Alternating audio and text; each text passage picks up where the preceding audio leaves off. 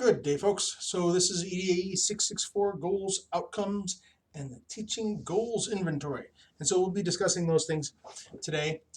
You don't have to have taken the TGI before viewing this video, so that's okay. It helps if you have, but it's not necessary for sure. You might want to come back and review the TGI portion of this video if you take the TGI after this. Okay, so hopefully the objectives that you'll be able to meet at the end of this week's activities is you'll be able to detail the purpose of learning goals, describe the traits of learning outcomes, and discuss the uses, and that includes benefits and strengths and weaknesses of the teaching goals inventory. Okay, so one of the things that at this point in the AET program, you've been introduced to a myriad of terms and a language unto itself, having to do with the adult education and training field, right?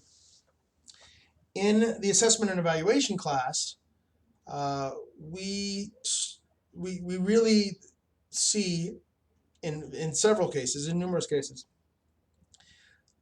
the importance of very specific language when you're talking about and talking to other education professionals. And even then, you might need to be specific about what it is you mean. So the good example of this is goals and objectives, goals and outcomes, objectives and outcomes. These are largely synonyms in the outside world. They are less synonymy. There's a less synonym phenomenon happening within education professionals, but even education professionals, some people think that goals is one thing and outcomes is another. And while I think it's their outcome, I would describe as a goal, and their goal, I would describe it as an outcome. So being aware of this, what you want to do is what you want to be aware of is you want to normalize to whomever you're speaking. You want to make sure that they know what you understand, okay, that what you're talking about. So in the case of this class, learning educational training goals are all the same. They have a it's the high level summative statement, right, that talks about the purpose of the event, right? The goals of the assessment and evaluation in adult education and training course are to help learners understand and effectively practice assessment and evaluation in adult education. That could be a training goal for this. That could be an educational goal for this course. Okay. The objectives or the learning outcomes are the smaller group of things. That's the goal is the big, huge thing with the big, huge net, right? The objective, let's use soccer as an analogy. So the training goal is the literal goal, okay? You want to score a goal, right? You will do this by reaching certain objectives. One is get the ball past the midfield line, okay? And then pass the ball to, maybe it's ability to pass the ball or dribble the ball in a soccer game or a football game for those of you who are not from North America. So you play football, you play soccer, and you dribble the ball, you pounce the ball, you kick the ball, and it goes in the goal. Okay, those small things, reaching those objectives, getting past the defender, setting up for the shot, taking the shot, having the shot be on target, these are all outcomes. These are all objectives that you set for yourself that add up to you reaching the goal. Okay?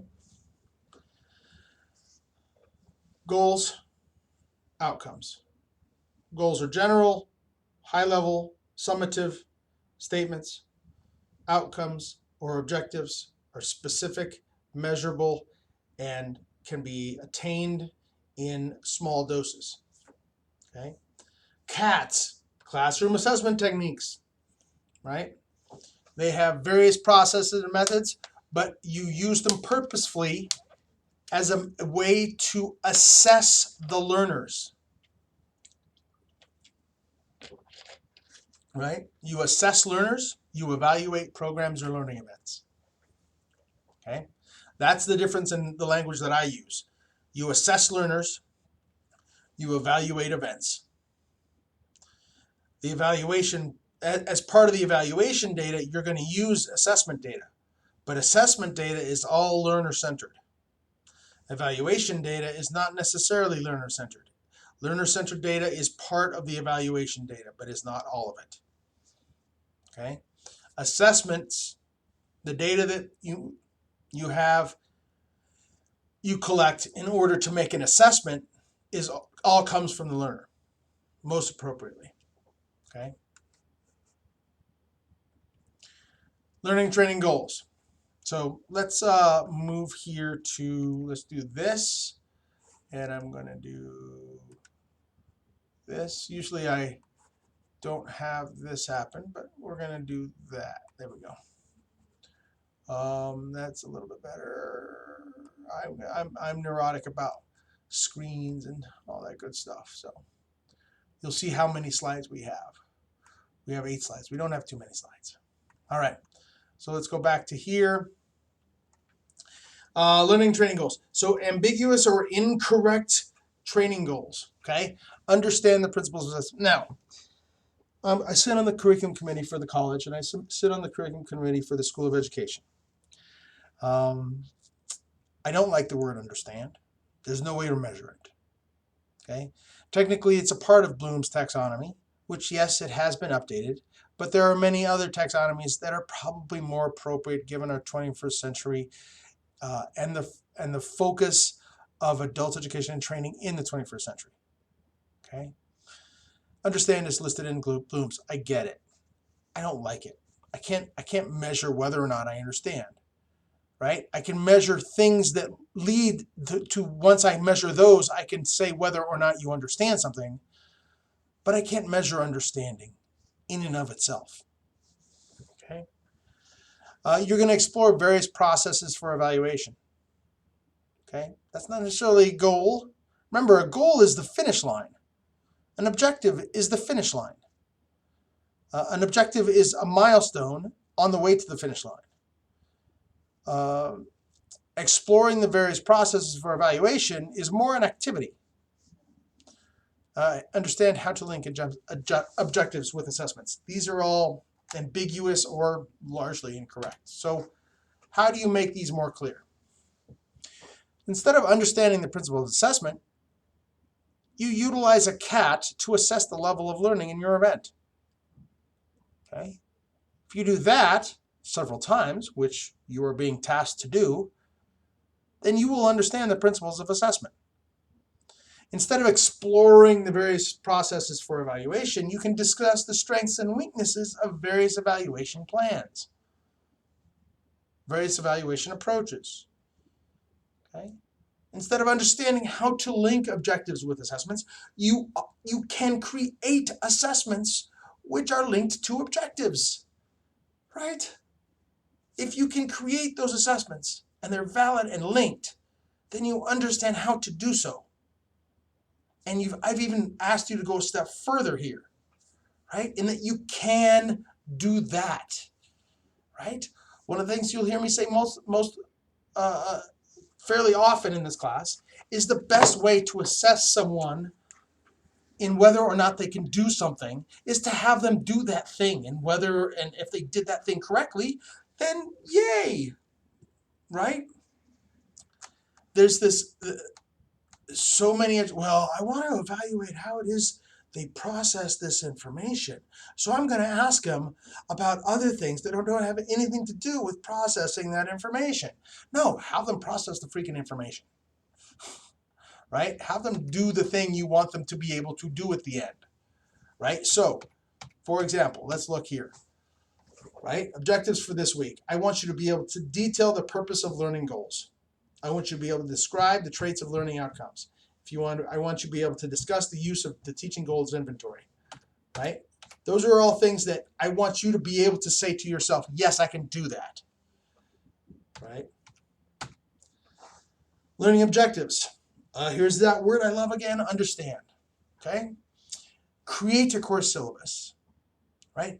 So creating a course syllabus isn't bad, but it probably isn't detailed enough. You need to have a good assessment also has elements to it, which are, what are the requirements? What is the criteria that I'm being measured for? I can create a course syllabus that's a page and a half long and it's perfectly good. Or I can create a class syllabus that's 12 pages long and looks like this, right? So you want to write 4 objectives using the 3-component model. Okay, now that one doesn't obviously line up with the complexity of designing a learning event. Recognize how and when to use a particular classroom assessment technique. Right? So what do I say when I talk about a 3-component model? I'm talking about behavior, condition, degree. Right? What behavior do you want them to do? What's the verb? How well do you want them to do it? Under what conditions do you want them to do it? Okay? So there is norm reference criteria, and there is, sorry, is that right? There is norm referenced assessments and criterion reference assessments. Okay? Criteria reference assessments mean that they need to score a certain, they need to reach a certain score. Okay? So let's say you have 5 points and you need them to score 4 points. So that 4 point, that's the criteria. Okay? It's a criteria that is, it's criterion referenced assessment. It's a criterion referenced assessment. I'm getting all confused. So there's norm referenced and criterion referenced. Okay? Is that right? I'm missing a word. I'm getting confused. I'm confusing myself. So there's norm referenced, which norm referenced is one where you say you have to be in the top 5. So norm referenced is comparing you to the norm of the group that took the test. Okay? Criteria referenced is a certain score, a certain measure that you have to reach. When we talk about the 3-component model, we're talking about what is the behavior. So behavior is the verb. The condition, is it a written test? Is it a skill set that they have to run through? Is it a race they have to run? Is it a skill they have to complete on their own? Okay. And then what is the criteria? What is the passing score? Is it the top 3 people get an A, then the next 3 people get a B, then the next 3 people get a C? Okay. That's norm referenced grading. Criterion reference grading says 90%, anybody who gets 90% or above gets an A. Anybody who gets 80% to 89% gets a B. Anybody who gets 70 to 79% gets a C. Okay? Those percentages are the criteria. The norm referenced ones are you against your peers. You against the other people who took the test. Okay? Now, having said all that, we're going to change gears a little bit. So you have goals and objectives, and you have several types of assessments: norm reference assessments and criterion reference assessments. Okay, and then you have this big thing called the teaching goals inventory, which is formulated by Angelo and Cross, who wrote our textbook years ago. If you didn't already notice that. And they came up with a teaching goals inventory, which has curiously not that I know of, has it been approved upon. It might have been, and I missed it. But I tend to see things like this come across my desk fairly often, and I haven't seen anything here. So it's specific to college teachers. That's one shortcoming of this. I want you to take the test with one learning event in mind. If you have taught a class before, whether it was an 8-hour session, a 4-hour session, a 16-week session, whatever it is, figure it out, lock onto that course, and take this inventory with that course in mind, with that learning event in mind. It can be very useful in terms of what you value in each particular event and what you teach and train. Okay? As should surprise no one, I took it twice. This is a couple years ago, and I found that higher order and critical thinking was the focus of both of the courses, EDAE 639, which is an instructional design course, and EDRM 600, which is an introduction to research methods course. Okay, so higher order and critical thinking was the most important thing for me when I was teaching.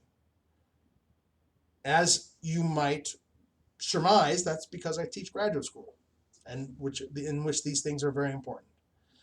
Okay, I want you to take it with one learning event in mind, or maybe one that you hope to be a part of, and see what comes out, right? And I want to see some conversation online.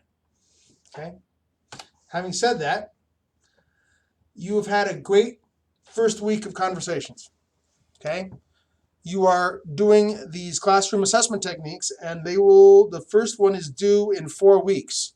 So hopefully you are contacting people. If you don't already have an idea and haven't already set it up in classes that you are teaching, you can observe others and have them run the assessment technique in their courses and help them out. You wouldn't believe how useful it is to say, hey, you know what, I'm a graduate student taking a course, and I'd like to help you out with your class, if I may. That opens a lot of doors. Okay?